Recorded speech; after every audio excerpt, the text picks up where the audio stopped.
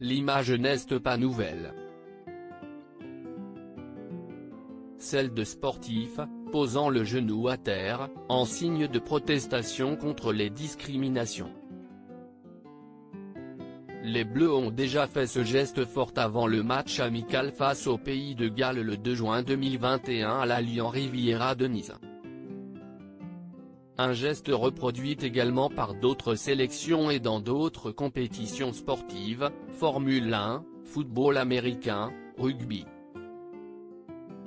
Ce mardi 15 juin 2021, avant leur match face à l'Allemagne, les joueurs de l'équipe de France ont décidé de poser à nouveau un genou à terre.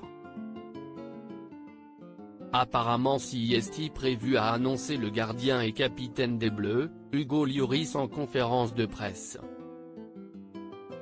Ils seront imités par les Allemands qui ont eux aussi prévu de réaliser ce geste.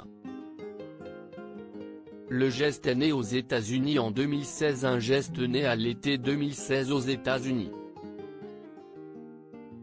À cette époque, au lieu d'écouter l'hymne américain la main sur le cœur et les yeux tournés vers le drapeau, le footballeur américain Colin Kaepernick décide de poser le genou à terre pour manifester sa solidarité avec le mouvement Black Lives Matter.